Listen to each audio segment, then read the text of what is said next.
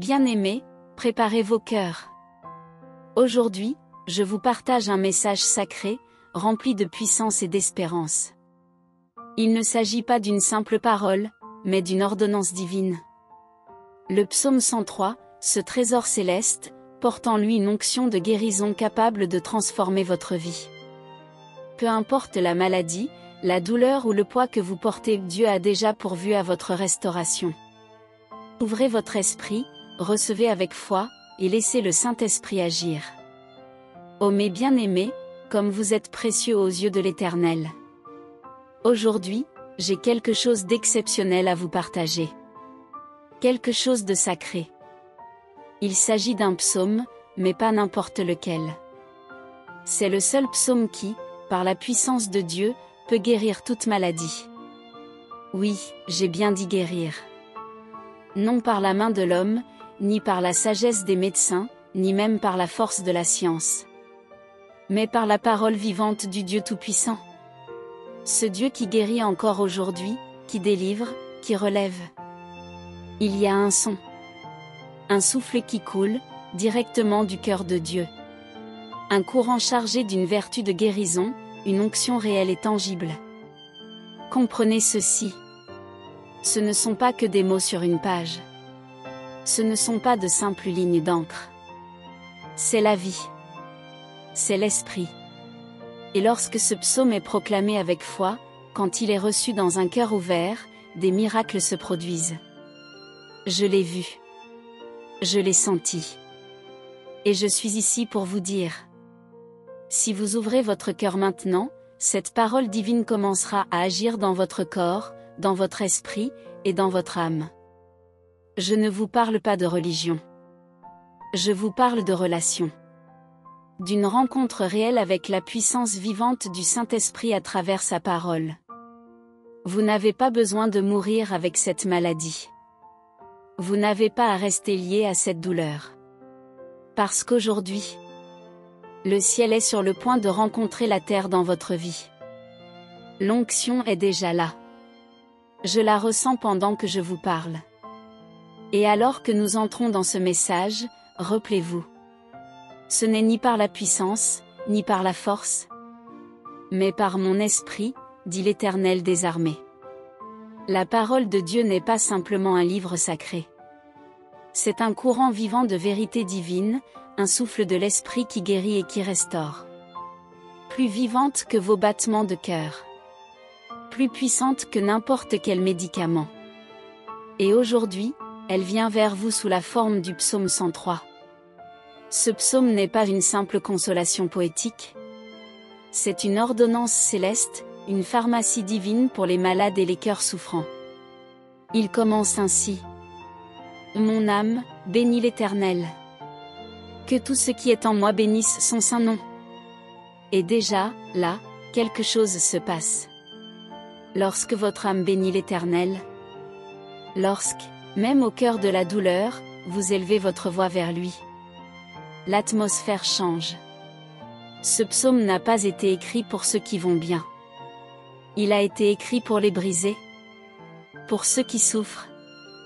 Pour ceux qui crient dans la nuit en disant « Dieu, me vois-tu » Oui, il te voit. Il t'a vu quand David écrivait ces mots sous l'onction.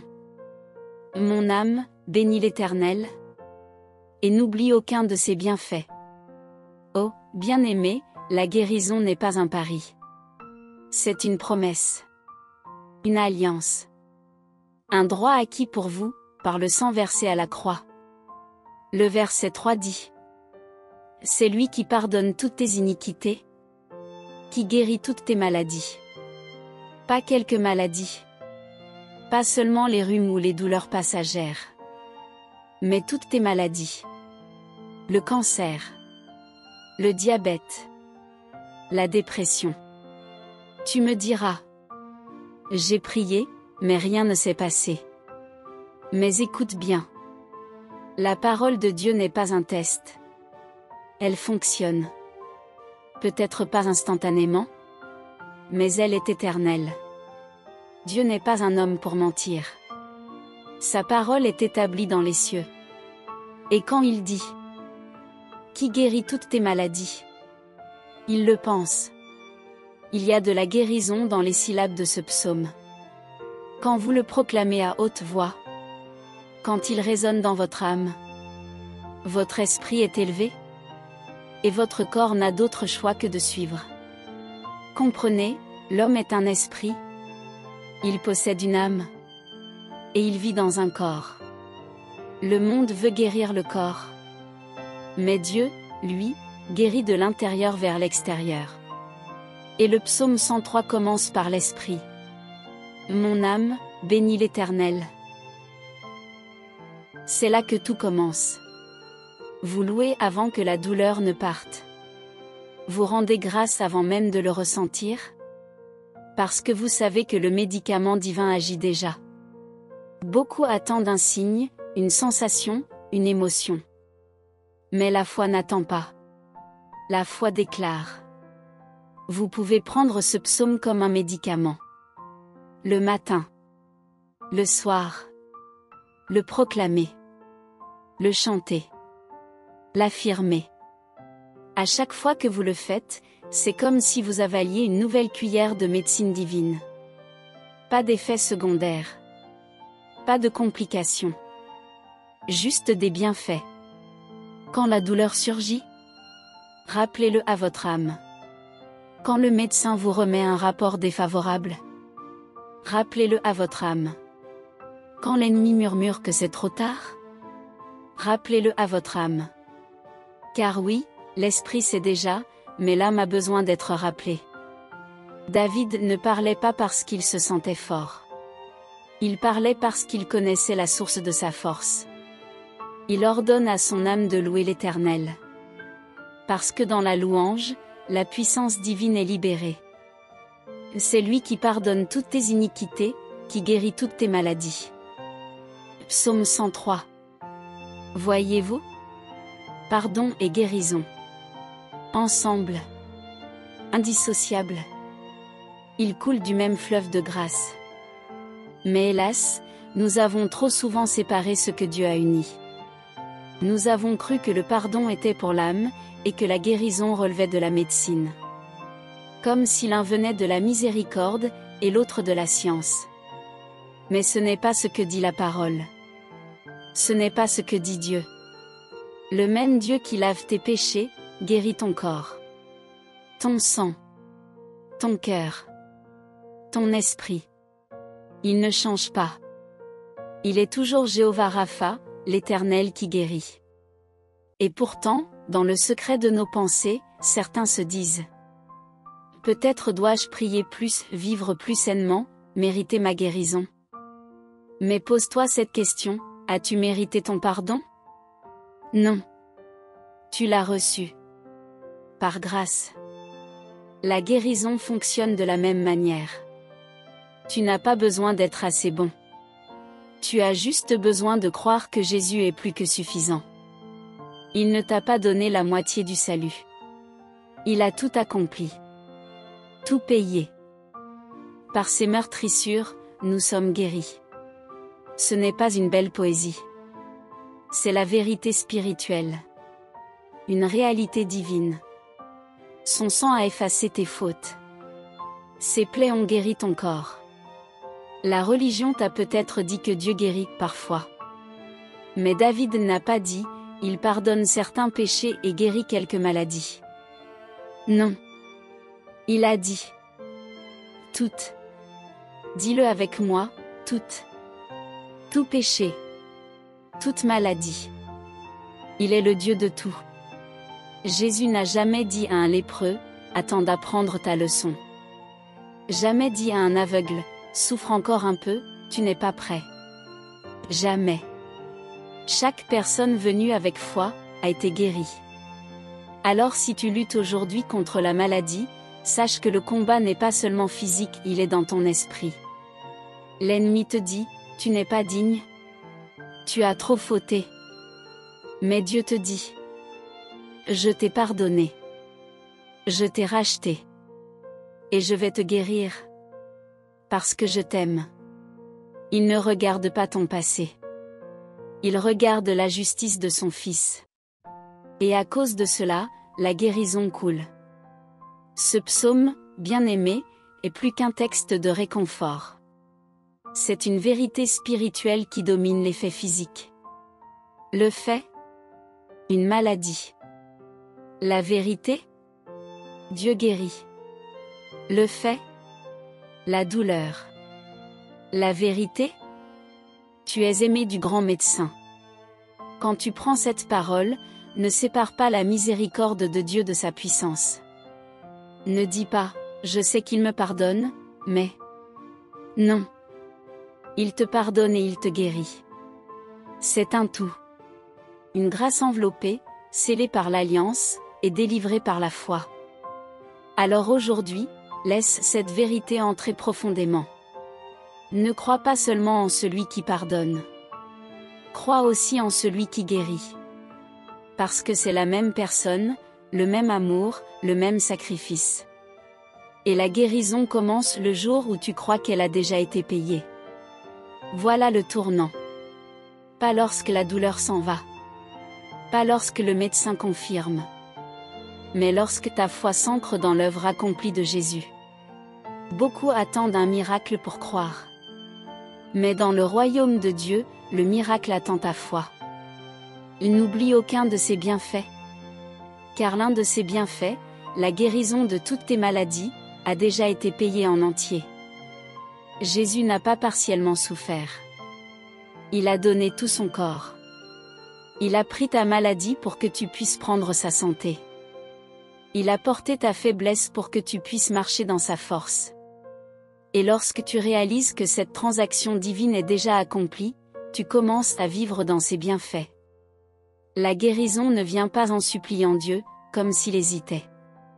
Elle vient en croyant, comme pour ton salut. Et la foi? Ce n'est pas juste un mot dans la bouche. C'est une conviction dans le cœur. Une certitude que tout est déjà accompli.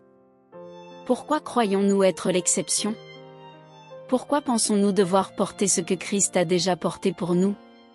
C'est parce que l'ennemi cherche à nous faire ignorer le reçu. Lorsque vous payez pour quelque chose, vous recevez un reçu qui prouve que cela vous appartient. Le reçu de votre guérison est inscrit dans le psaume 103, et il est scellé par le sang de Jésus. Il guérit toutes tes maladies. Il ne s'agit pas de « peut-être ». Il guérit. Point. Et la foi est la main qui saisit cette vérité. Vous ne ressentez peut-être pas encore la guérison dans votre corps, mais elle ne commence jamais dans le corps. Elle commence dans l'esprit, au moment précis où vous croyez. Certaines guérisons sont instantanées, comme celle de la femme qui toucha le vêtement de Jésus. D'autres se manifestent progressivement, comme les 10 lépreux qui furent guéris en chemin. Mais tout commence par un acte de foi. Alors proclamez-le, déclarez-le, dites-le à haute voix. Ma guérison a déjà été payée. Je la reçois. J'y crois. Elle m'appartient. Ce n'est pas Dieu que vous attendez. C'est Dieu qui attend que vous croyiez. Et dès l'instant où vous croyez, la guérison commence. Lorsque David rédigea le psaume 103, il ne parlait pas en théorie. Il parlait par expérience. Il avait vu la fidélité de Dieu sur le champ de bataille, dans le palais et dans le désert. Il avait connu un esprit brisé par la culpabilité et un corps affaibli par l'épreuve. Et pourtant, avec assurance, il déclara: Mon âme, bénis l'Éternel, et n'oublie aucun de ses bienfaits. Parmi ses bienfaits figure la guérison de toutes tes maladies. David savait que la guérison faisait partie de l'alliance divine, et il voulait que son âme s'en souvienne. Car lorsque votre âme se souvient, votre corps commence à réagir. Ce psaume n'est pas seulement un chant, c'est une prescription spirituelle. De la même manière que des médicaments doivent être pris quotidiennement pour affecter le corps, la parole de Dieu doit être prise chaque jour pour affecter votre esprit. David se rappelait les promesses de Dieu, car parfois, le corps souffre. Il se prêchait à lui-même, il secouait son âme et activait sa foi. La guérison n'est pas qu'un changement physique. Elle commence par ce que vous permettez à votre âme de croire. Si votre âme s'accorde avec la peur prendra racine. Si elle s'accorde avec le désespoir, elle s'effondrera. Mais si elle s'accorde avec la vérité, alors la guérison commencera. Rappelez à votre âme ce que Dieu a fait, ce qu'il a promis et ce qu'il n'a jamais manqué d'accomplir, c'est activer la puissance du souvenir. L'ennemi œuvre à travers l'oubli. Il veut que vous oubliez que Jésus a guéri par la parole. Que la femme au flux de sang fut guérie après 12 ans. Que les lépreux ont été purifiés. Il veut que vous oubliez que rien n'est trop difficile pour Dieu. Mais lorsque votre âme se souvient, votre esprit s'élève, vos paroles changent, et la guérison commence à couler. Non parce que Dieu décide enfin d'agir, mais parce que vous êtes enfin positionné pour recevoir. Vous ne vous sentez peut-être ni fort, ni puissant. Mais lorsque vous ouvrez la bouche et déclarez ce que Dieu a dit, ce n'est pas votre force que vous exprimez, vous libérez la sienne. La parole porte la vie. La parole porte la guérison. La parole est vivante et active. Elle est aujourd'hui ce qu'elle était lorsque Jésus marchait sur cette terre. Il guérissait par sa parole, et il guérit encore aujourd'hui. David n'était pas dans un rassemblement de guérison. Il n'était pas entouré de louanges ou de miracles. Lorsqu'il écrivit ces paroles, il était seul avec Dieu. C'est ce qui rend ce psaume si puissant, il est personnel, intime, authentique. C'est la foi qui parle au cœur de la tempête, et non après. David ne louait pas parce que tout allait bien. Il louait parce que Dieu reste fidèle, même lorsque tout s'écroule. Si vous pouvez élever votre âme pour bénir Dieu au milieu du diagnostic, au milieu de l'attente, au milieu des larmes, alors vous marchez dans les pas de David. Vous ne niez pas la douleur. Vous élevez votre guérisseur au-dessus de la douleur. Et lorsque vous faites cela, quelque chose change dans le domaine spirituel. La guérison commence à circuler, non pas par vos efforts, mais par votre positionnement intérieur. Votre âme a tourné son regard vers la source. N'attendez pas la percée pour bénir. Bénissez maintenant. N'attendez pas que le rapport médical change. Changez l'atmosphère avec vos louanges. Rappelez à votre âme les bienfaits de Dieu. Déclarez ses promesses à haute voix. Laissez votre âme se lever et croire. Car lorsqu'elle croit, la guérison se manifeste. Il y a un pouvoir de guérison dans le fait de proclamer la parole de Dieu à haute voix.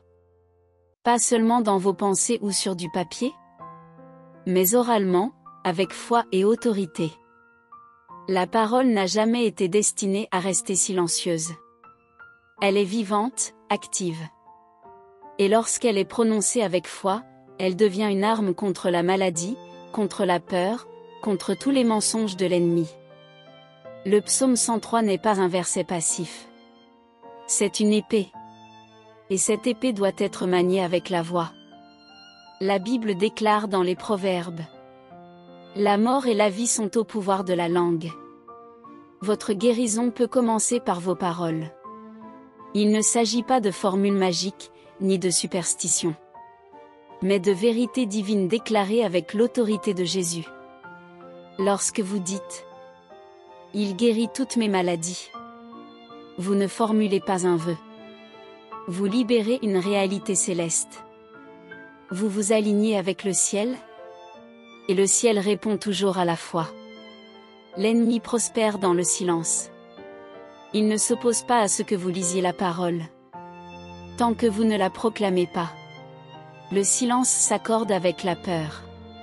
Le silence s'accorde avec la maladie. Mais lorsque vous ouvrez la bouche et déclarez: par ces meurtrissures, je suis guéri, vous brisez cet accord. Vous exercez l'autorité qui vous a été donnée en Christ. Et vous la mettez en action. C'est ainsi que Jésus a triomphé dans le désert. Il n'a pas débattu avec Satan, il a cité la parole, et Satan a fui. Certains diront: j'ai proclamé la parole, mais rien n'a changé. Oh, bien-aimés, ne mesurez pas la puissance de Dieu à ce que vous voyez immédiatement. Une semence ne donne pas de fruits en un jour. La parole de Dieu est une semence. Chaque fois que vous la proclamez, vous plantez la guérison dans votre corps, votre esprit, et votre âme. Vous ne voyez peut-être pas les racines grandir, mais quelque chose se passe sous la surface. Dites-le encore, et encore. Pas par désespoir, mais par foi. Parler avec foi ne dépend pas du volume. Cela dépend de la conviction. Vous n'avez pas besoin de crier pour que Dieu vous entende? Mais vous devez croire à ce que vous proclamez. C'est pourquoi David parlait à son âme, « Mon âme, bénis l'Éternel. » Il plantait la parole. Et tout comme un médicament doit être pris régulièrement, la parole doit être proclamée continuellement. Le monde parle des symptômes. Le monde parle des statistiques. Mais nous proclamons les promesses de Dieu. Lorsque le monde dit, il n'y a pas de remède, la parole dit, il guérit toutes tes maladies. Lorsque le monde dit, il faut apprendre à vivre avec, la parole déclare, je suis l'Éternel qui te guérit. Lorsque le monde dit, préparez-vous au pire, la parole affirme, je te rassasierai d'une longue vie. C'est pourquoi vous devez proclamer la parole. Votre confession crée une atmosphère dans laquelle la guérison peut circuler. Croire en silence ne suffit pas. La Bible dit, nous croyons, c'est pourquoi nous parlons. Il y a quelque chose dans le fait de mettre votre foi en parole qui active le ciel. Lorsque le centenier dit à Jésus, dis seulement un mot, et mon serviteur sera guéri.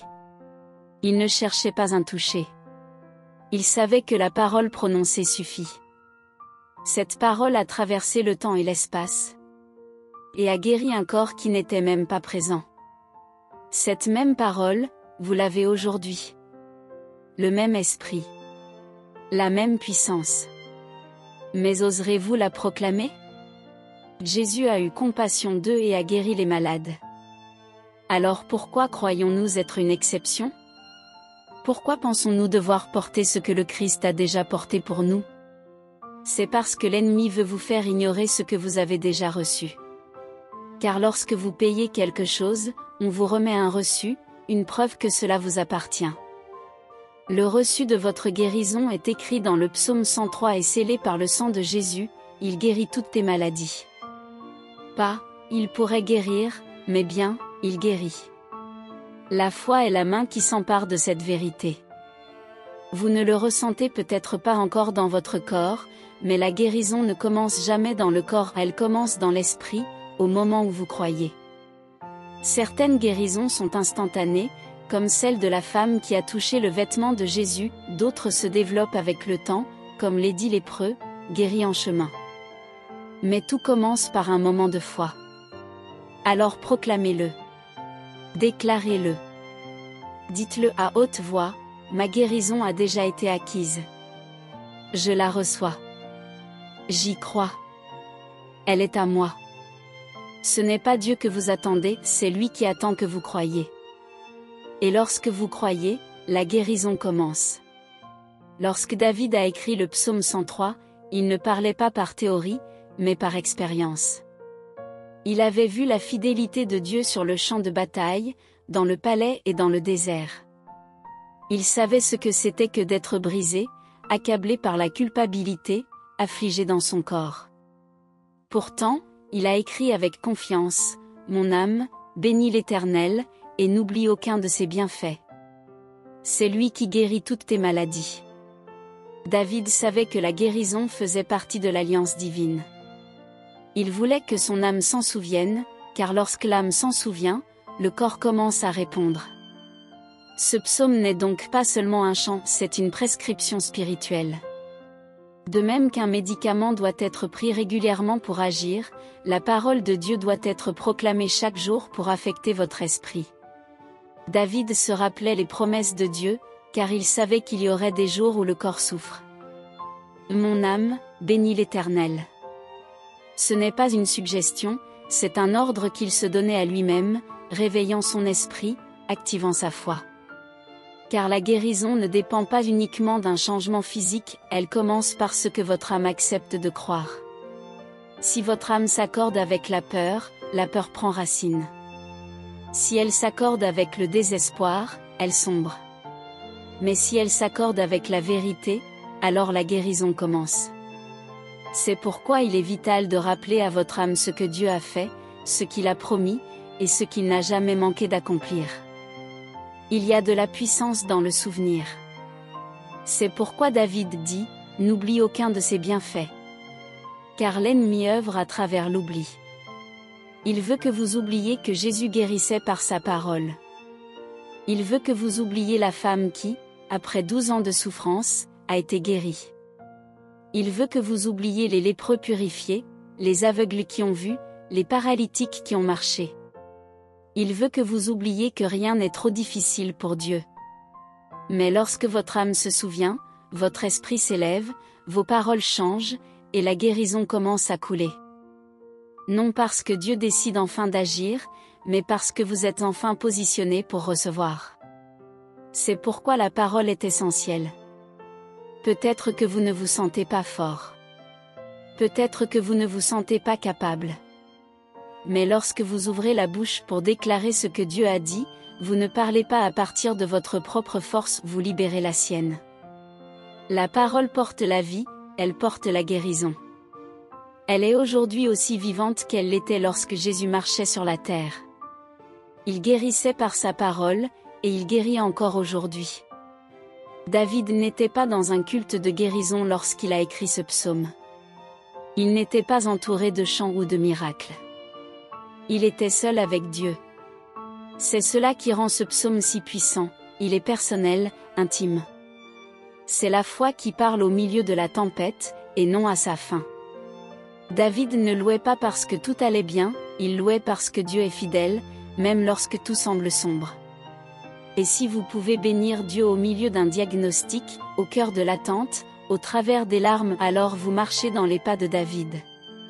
Vous ne niez pas votre douleur, mais vous élevez votre guérisseur au-dessus d'elle.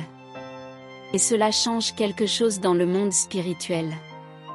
La guérison commence à couler, non à cause de votre effort, mais à cause de votre position. Votre âme s'est tournée vers la source. N'attendez pas la percée pour bénir Dieu. Bénissez-le maintenant. N'attendez pas que le rapport médical changez l'atmosphère avec vos louanges. Rappelez à votre âme ses bienfaits. Déclarez ses promesses à haute voix. Proclamez sa guérison. Laissez votre âme se lever et croire, car c'est alors que la guérison commence à se manifester. Il y a un pouvoir de guérison dans la proclamation de la parole de Dieu. Pas dans le silence de vos pensées, ni seulement dans l'encre sur le papier, mais dans la déclaration audacieuse avec votre voix. Car la parole n'a jamais été destinée à rester silencieuse. Elle est vivante, elle est active, et lorsqu'elle est proclamée avec foi, elle devient une arme. Une arme contre la maladie. Une arme contre la peur. Une arme contre tous les mensonges de l'ennemi. Le psaume 103 n'est pas un verset passif, c'est une épée, et cette épée doit être maniée avec la voix.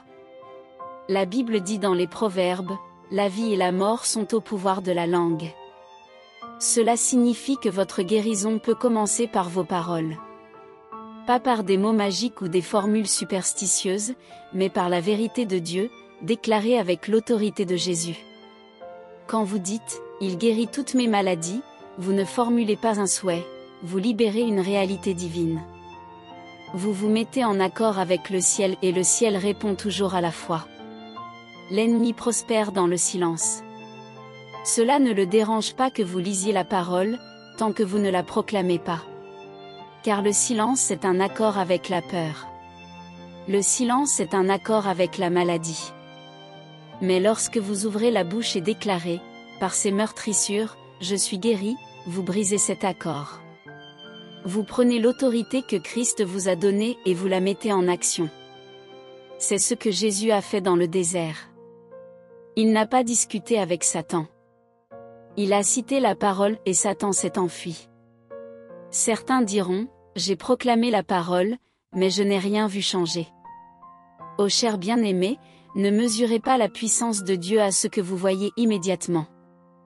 Les semences ne portent pas de fruits en un jour. La parole de Dieu est une semence. Et chaque fois que vous la proclamez, vous plantez la guérison dans votre corps, dans votre esprit, dans votre âme. Vous ne voyez peut-être pas les racines pousser, mais quelque chose se passe sous la surface. Dites-la encore et encore. Non par désespoir, mais par foi. Parler par la foi ne concerne pas le volume, mais la conviction. Vous n'avez pas besoin de crier pour que Dieu vous entende, mais vous devez croire ce que vous dites. C'est pourquoi David s'adressait à sa propre âme. « Mon âme, bénis l'Éternel. » Il plantait la parole. Et comme un médicament doit être pris avec constance, la parole doit être proclamée continuellement. Le monde parle des symptômes. Le monde parle des statistiques. Mais nous proclamons les promesses de Dieu. Le monde dit qu'il n'y a pas de remède, la parole dit, il guérit toutes tes maladies. Le monde dit qu'il faut apprendre à vivre avec, la parole dit, je suis l'Éternel, ton guérisseur.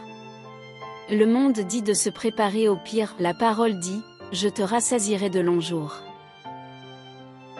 C'est pourquoi vous devez proclamer la parole. Car votre confession crée une atmosphère dans laquelle la guérison peut circuler. Il ne suffit pas de croire silencieusement. La Bible dit, nous croyons, et c'est pourquoi nous parlons. Il y a quelque chose de puissant dans le fait de mettre votre foi en parole, cela active le ciel. Lorsque le centenier est venu à Jésus, il a dit, dis seulement une parole, et mon serviteur sera guéri. Il n'avait pas besoin que Jésus impose les mains, il avait seulement besoin que la parole soit prononcée. Et cette parole a voyagé à travers le temps et l'espace pour guérir un corps qui n'était même pas présent. Vous avez aujourd'hui cette même parole. Le même esprit. La même puissance. Alors, allez-vous laisser le souffle de guérison du ciel entrer dans votre bouche, et déclarer la guerre à la maladie? Allez-vous prendre votre autorité et dire: corps, tu es guéri. Sang, tu es purifié. Esprit, tu es renouvelé. Cœur, tu es fort. Parce que la parole de Dieu le dit.